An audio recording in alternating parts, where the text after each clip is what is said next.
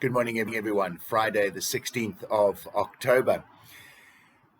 I turn my attention today to the New Testament reading from the book of Acts, and it speaks of the shipwreck that Paul encountered on his way to Rome. He had appealed to Caesar after the long and lengthy trial and many attempts by the Jews to have him brought back into their presence, supposedly for a proper trial. But meanwhile, behind the scenes, they were plotting to kill him, to ambush him and kill him on the way back to that supposed trial. So Paul, for whatever reason, appeals to Rome, and off to Rome he goes. And on the way, they have a shipwreck. When they are eventually washed up on shore, no one dies in the shipwreck. That would have been a promise that God had given to Paul in the middle of the storm.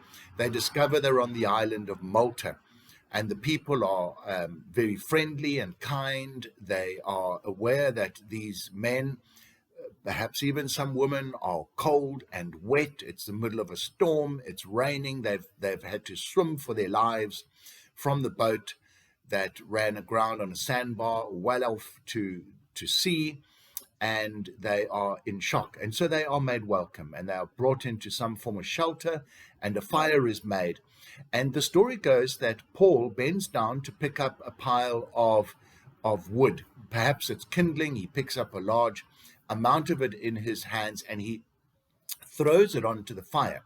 But unbeknownst to him, there is a snake. The Bible simply calls it a viper. By all accounts, a poisonous snake.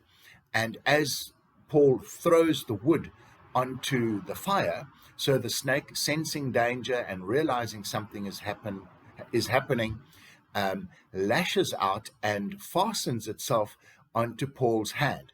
And so there is the wood on the fire, Paul standing next to it, and there's a snake hanging off his hand. The snake, the stuff of nightmares for some. And the islanders all look at this and they start talking to each other. He must be a murderer, they say. He survived the shipwreck, but justice is going to get him. And Paul shakes the snake off into the fire where it presumably dies, and Paul carries on. And they do whatever they do, drink coffee and talk and have something to eat, and everyone's watching Paul. When is he going to puff up like a balloon or just drop over dead? And of course he doesn't. And so then they conclude that maybe he's not a murderer, maybe he's a god in human form. And anyway, they are then very impressed with Paul. They listen to his message of salvation. He heals many on the land, including, I think it's the father-in-law of the Roman governor.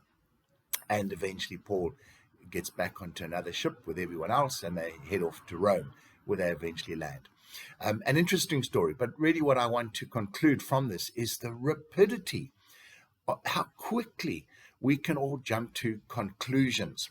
And there were the islanders. They concluded Paul was a murderer because a snake bit him. Then they concluded he was a god because he didn't die. And we laugh and we think, oh, that's how they reacted. But how would we react? And how do we react? Not necessarily to meeting Paul being bitten by a snake around a fire after a shipwreck, but how do we respond in other areas of our life? How do we respond to those who are of a different race to ourselves? Do we have preconceived notions and we use that to judge them? How do we respond to people of a different gender, especially for us as men? So often we just think women are just not quite up to scratch. Well, how wrong we are, whether it's racism or genderism, there's a new word, or whatever it is.